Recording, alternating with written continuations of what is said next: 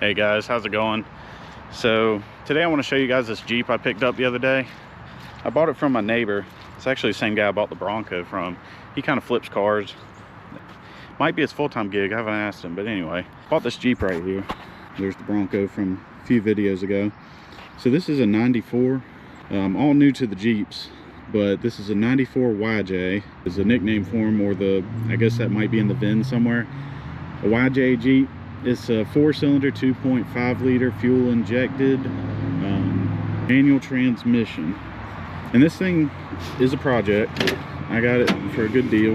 Interior is a little bit dirty, but it's a Jeep, who cares? It's just a toy. Seats blowed out.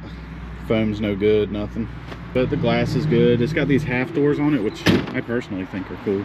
The zippers on some of these windows are in bad shape. I don't love the wheels, but here in a minute I'm about to fix that. Let me pop the hood. Came with a clean title, which isn't always the case for things I buy. So here's the engine. It's a 2.5 liter. Fuel injected, actually runs really good. Came with a battery. Fan shroud's broken, so it's gonna overheat. I've already got this thing started and listened to it run. It's got a heater core, major heater core leak. Most of it leaks out not in the floorboard, but it does get a good bit in the floorboard. So I've already bought a new heater core, just got to install it. So the main issue with this thing, so I'll just kind of tell you about the first time I drove it around the building. I was just testing it, see if the brakes were decent. It has brake pressure, but every time I hit the brake pedal, there's just violence. And I was coming down right here, and I gave it some gas, slammed on the brakes right about there. This was, last week. And the drive shaft fell out on the rear. So I was like, why in the world would the drive shaft fall out? And it was a lot of vibration and loud clanking noises and just, like I said, violence. So I started investigating. Like I said, I'm new to these Jeeps. My neighbor, when he sold it to me, he's not really a mechanic. He just flips them. He's looking for a quick nickel, not a slow dime, or whatever the saying is. And he said, oh, the transmission's bad. That might have been what the seller told him. I don't think he tried to mess with it. But anyway, turns out the transmission's fine on this thing. What it really needs is for the suspension to be set up correctly. So somebody put the spring over axle conversion on this thing, which seems like a legit conversion. That's not crazy. But they didn't do all of the safety things you're supposed to do. First off, they didn't lengthen the brake lines in a correct way. They just kind of cut the mounts where the steel lines, or the soft line, is supposed to mount to the frame up here. And they just, got this steel line moving around so that when you're turning hard and everything, your steel lines are moving around. Not a fan of that. The shocks, I don't know if they're longer than stock. They look like original to the car because they're not brand new by any means. So the shocks are probably too short. The welds on the rear axle for the leaf spring perches are poor quality. I don't know if I can get you a good shot of that. And it's not obvious to me that they haven't actually completely sheared off. So I think part of the reason that the drive shaft fell out is when I was braking, the front nose of that differential just was going down with hard braking. Sure is, I did hear a lot of loud clanking, banging, just bad things happening when I'm braking. So I don't trust any of the modifications that were made on this thing. Obviously the drive shaft is too short. I say obviously, I'm pretty sure that's an issue. The rear output shaft of the transfer case, the output shaft that's got the bushing in there, and then the rear seal, that was broken. I figured that out when I was trying to put the drive shaft back into it, just to get it parked over here. Even though you can drive it in 4-wheel drive missing a drive shaft, which is kind of cool. I like that about the Jeep. But I was doing that, and it was just the drive shaft just flopping around, making a bunch of racket and also possibly damaging something, so I didn't do that for long. So let's start this thing up. I'm gonna go ahead and get this thing started here and pull it around the side of the building. I bought some wheels and tires I want to put on this thing because these are not my style. The guy bought the other set that I'm about to put on this Jeep. I showed him a picture of these. He says these came on the wagons or something. I was confused on why they didn't say a brand name on the center cap here. It just says anti-lock braking. So if they're stock wheels for a wagon or something, maybe that makes sense. So anyway, the treads are also pretty low on it, but I think what I have planned is going to look a lot better. Let me get this thing started. Fuel injected, so it's easy peasy. It came with all the keys too, so that's also not always the case for when I buy a car. Make sure we're in neutral. Alrighty, seatbelt buzzer works, that's great.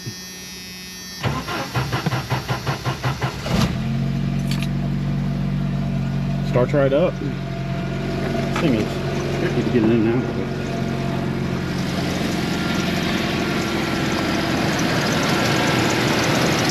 Here's our engine. Alright, it's low on coolant, so I'm going to turn the camera off and drive it around the side of the building. Another thing that's cool about this Jeep is all the gauges seem to work. We got plenty of fuel pressure, or oil pressure. Alternator's charging. Temperature gauge was working last time I got it up to temp. The fuel gauge seems to be working. Got 154,000 miles on it. Tachometer's working. Alright, what else? It's got an aftermarket radio. The throttle response is fine.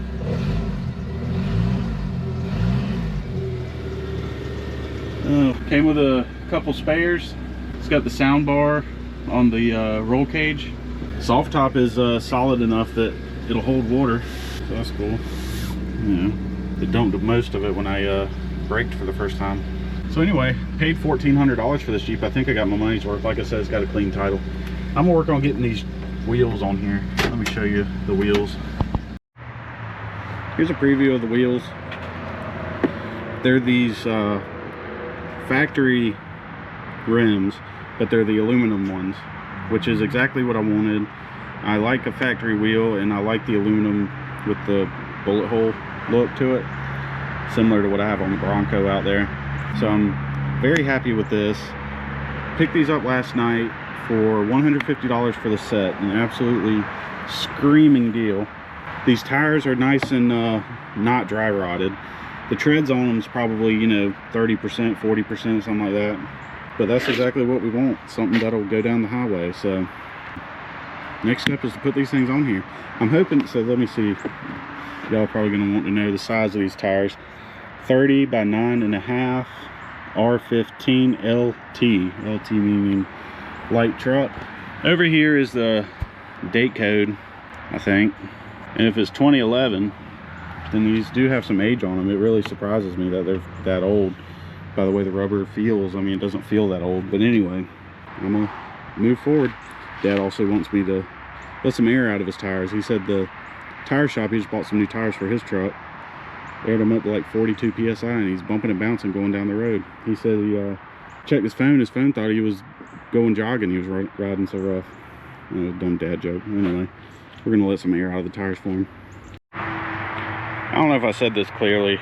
My plan with the suspension, the things I don't like about the suspension, my plan to fix it is just go back to stock, go ahead and put the leaf springs under the axle, fix the brake lines on the rear, you know, same thing, and just get it sitting right, get it sitting factory. And then if we want to do upgrades, we can in the future, but I want to see what this thing's like stock essentially before I go making changes.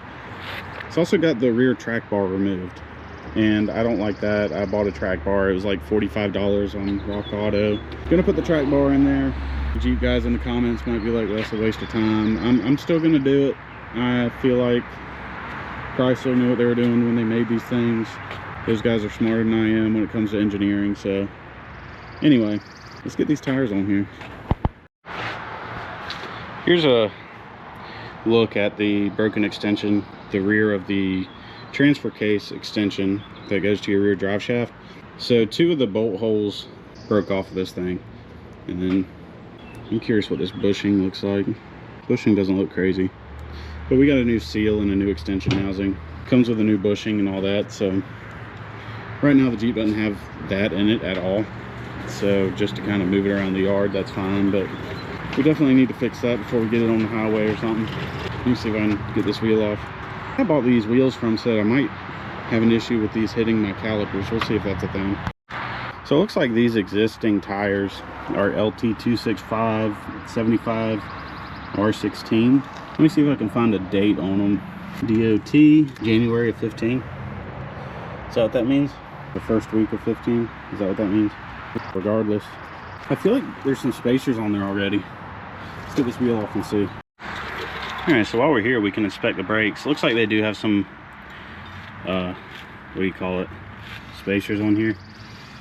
And is this on four-wheel drive? Is that why that's turning that? Probably not, right? The disconnect happens at the transfer case, right? I'm trying to remember all this four-wheel drive stuff. Anyway, what's y'all's opinions on these calipers? I heard that the original calipers had the phenolic or plastic pistons in them, and that they had a reputation for seizing. It looks like we still got pads. I'm wondering if these rotors are, you definitely feel high and low spots when I go that way. I wonder if that's getting a little bit thin. Probably gonna leave it alone because changing rotors on four-wheel drive stuff is annoying. So anyway, I got new brake hoses for this thing. I might go ahead and do the pads and calipers while I'm at it, since I got to bleed the system anyway. But these spacers might come in handy, putting these new wheels on here. So that's pretty cool. Tell me, these shocks look like they're original to the truck, right? I mean, they look like they ain't got any branding on them. They gotta be. Alrighty, time for a wheel. Alright, y'all, I found an issue. Broken weld. I hope y'all can see that. It's getting kind of dark out here. Broken weld. That is no bueno. And I crawled up under this thing a few days ago and looked at the other side, and it looked like they didn't weld the other side or just kind of tack welded it. I don't know. The weld is no bueno. So that confirms my theory that this whole differential could be pivoting down when you're braking and pivoting up when you're accelerating, if that's how physics works. I don't know. But yeah, we're not gonna get on the street with that. We're gonna use the factory leaf spring mount, and since a professional welded that on there. Anyway, I'm just the kind of guy that likes a factory setup. I might eat those words and do some mods to this thing in the future, but the thing is, you know, that's honestly looks like a better weld than I could do. I'm terrible at welding. The difference is I know my limitations. Anyway, moving on. Oh, I heard something rattling in here. So it's probably something unhappy in there. I got to figure out, I got to get this spacer off. The fact that it's only catching a few threads, it's probably an issue, right? Alrighty, I'm gonna look at that. Dude's riding a dirt bike on the, that's an ATV out there on the highway. Anyway, let me see if I can get that spacer off and look at the brakes and see if I trust these spacers or if I need to get longer studs. You know, just safety things. Alright, so things have escalated. I'm tackling this heater core. Had to kind of dislodge the battery tray, got it zip tied, held up there. Had to get some bolts out. There was 4, or actually 3. Somebody had been in the heater box once before and snapped off one of the studs. They're supposed to poke through the firewall. The one that was broke off was the one that's kind of behind the valve cover. So I took 3 bolts out for that after taking all the bolts out to get the battery tray out.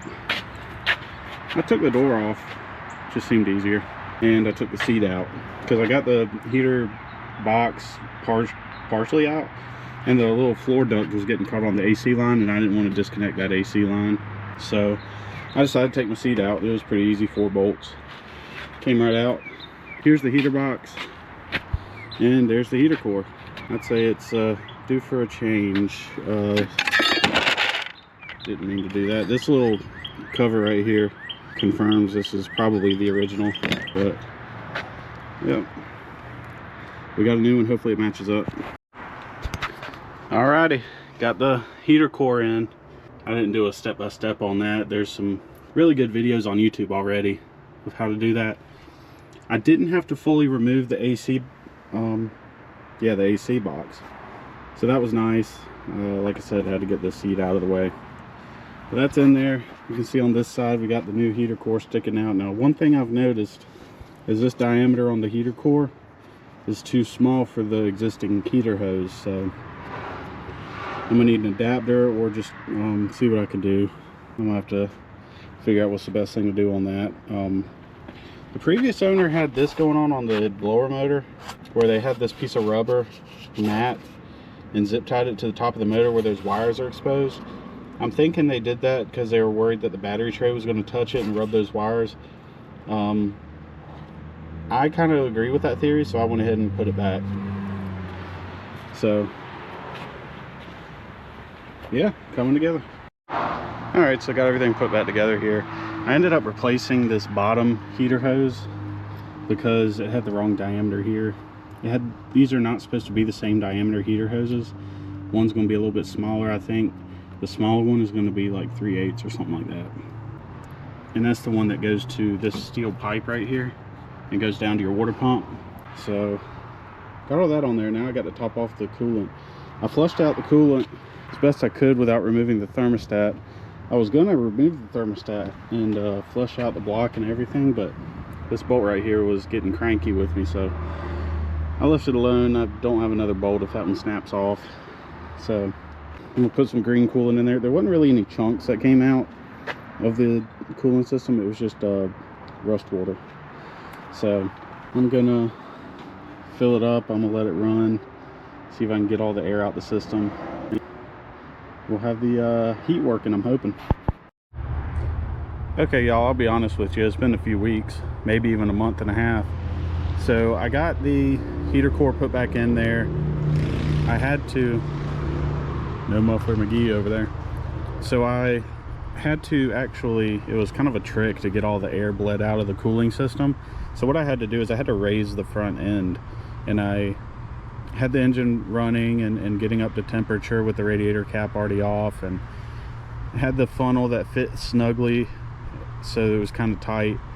And then, you know, you fill up your funnel so that your coolant level is now up here, and so the highest point would be your funnel. That's the goal anyway. But I had the best luck because when I got everything put back together and tested the heat was blowing just regular temperature air, like whatever temp outside was. So bleeding the air out of the cooling system fixed my issue. Now the heat is super hot and awesome. So anyway, we're going into summer now, probably not going to use it for a while, but at least coolant doesn't leak on the floor on the passenger side. I've done a few things to the inside.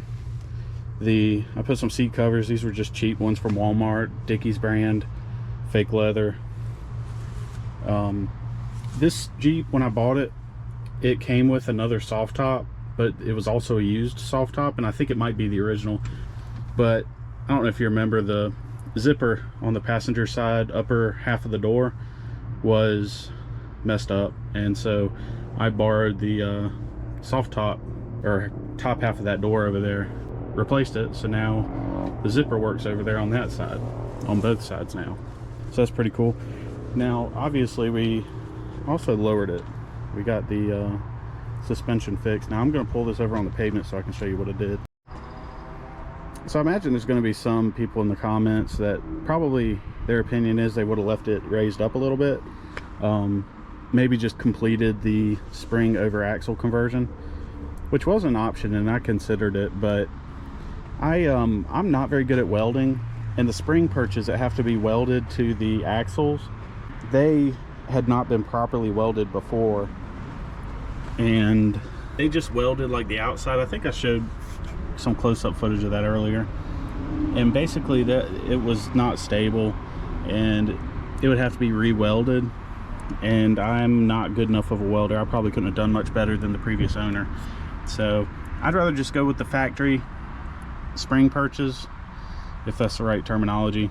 But this actually is probably the spring perch. I'm kind of new to all this suspension stuff, but I'd rather go with the factory configuration and be fairly confident that it's safe, you know. Plus I'm not really going rock crawling with this thing. This is just kind of a fun toy.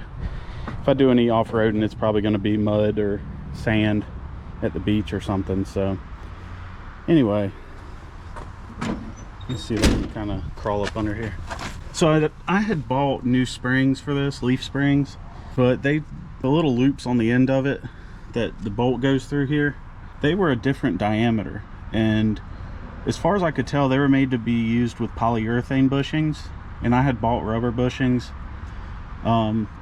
But once I got into all that, I just said, I'm gonna just return all the parts, the new parts, and I'm just gonna reuse the old parts. I managed to get all the suspension work done in one weekend. I spent all of a Saturday and a Sunday on it. Also, I don't know if you remember, there were spacers here. There was like a transfer case drop kit on it. It was like almost 2 inches, I think, was the measurement there. So that was messing up the shift linkage, so everything was not clicking into gear like you would want it to. So we got that fixed. It shifts in and out of gear great now. The previous owner told me he thought it was stuck in gear. I think he had it stuck in four-wheel drive and was driving it on pavement or something, because I haven't had that issue since. Another thing I had to do was fix the brake light. So that turned out to be simple, even though it took some head scratching to get to it. I had taken out this front seat and was laying on my back right here looking up underneath the dash, and I took out the brake light switch and tested it. It tested fine. Turns out I had two things going on. I had a bad fuse, replaced that, still no brake lights, and then the connector that goes to the brake light switch, I just unplugged and plugged it back in about 3 times while my dad was standing out back watching, and I had some tension on the brake pedal. And eventually he said, yep, good, you got brake lights. And then the brake lights were sticking, so that pedal wasn't coming all the way back up was the issue. So I just added a spring, and it's this spring right here. It's just connecting up here and down there at the pedal.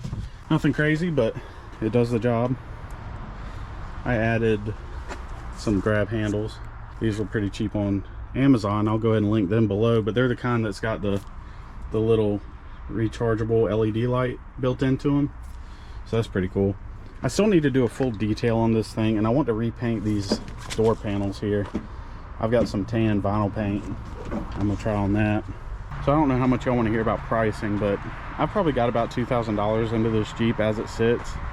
That includes the $1,400 I paid for it, and then parts, and probably could even include title transfer and stuff like that. Let me see if I can get this hood open. All right, so I did end up putting a couple of idler pulleys on here.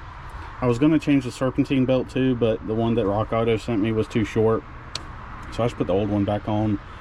As you can see, it's a little bit too narrow, and it does squeak a little bit sometimes, but that's a project for another day. It drives fine. I did put an air filter in it. What else did I do? We finished up the heater core.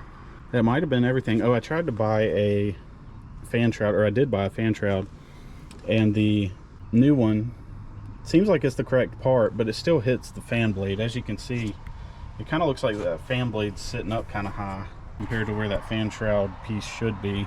And the best thing, or my best guess at it, is that the drivetrain is still sitting at an angle. There's maybe aftermarket transmission mount or something that I'm missing that's making the engine pivot for the nose of it up a little bit, the rear of it down. It's possible the previous owner did that with their lift kit, but this is, you know, basically runs and drives like a stock Jeep. That was my goal. I didn't want anything crazy. Most of the time it's going to be here in town anyway, just, you know, within the town limits, going less than highway speeds. I think all the changes I made it a lot safer.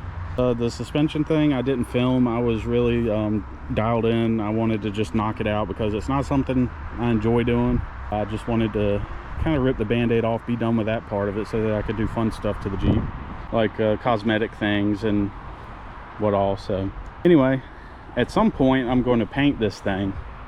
As you can see, this thing's green, or was green, and then you go over here and it starts as like a matte black. This is where somebody rattle canned it. You can see the runs, and this is textured almost like a rhino liner or something. Put down in the comments down below, should I paint it back like a satin green, a matte green, something like that, or white? Do you think that would look better? I'm not interested in trying to do a nice paint job on it because it's got so much body damage. Just dings and dents all over the fenders. Behind the cowl is actually pretty straight, but everything in front of the cowl is beat up, like this grill. You can see that's been whammied. And then the hood, well, this fender's the worst fender. As you can see, this light's just kind of chilling here, and this is all wrinkled and everything. So I'm not interested in doing like a restoration. I don't even know how to change the fenders. Let me know if the changing fenders is easy on this thing. Otherwise, I'm just gonna put a paint job on it, cheap, in the backyard, just so it's all the same color. And I'm really leaning towards like either a matte green or a white. Y'all let me know what you think. I think it would be cool if we could go back to green. That's where I'm leaning right now, just because that's the original color of the Jeep. And then just leave these diamond plated reinforcement pieces black. I think that would look good. But anyway, thank y'all for watching. Let me know your thoughts on the Jeep. Did I get a good deal? I think I did. I'm having fun regardless, so that's the goal, right? You know, you look at some of the newer Jeeps like the TJs, which I do agree, I like the circular headlights a little bit better, but I'm not going to spend $5,000 more just for some circular headlights, you know. This got the manual transmission. That's really the only thing I kind of really wanted in a Jeep, was a manual transmission. Motor, yeah, it's a 4-cylinder, but you don't want to go too fast in a Jeep anyway. They're kind of sketchy on the road, hard to keep between the lines. At least this one is. Maybe it needs repairs, but I've heard that's a normal thing for Jeeps. But anyway, let me know what you think in the comments down below, and I appreciate y'all watching. Y'all have a blessed day.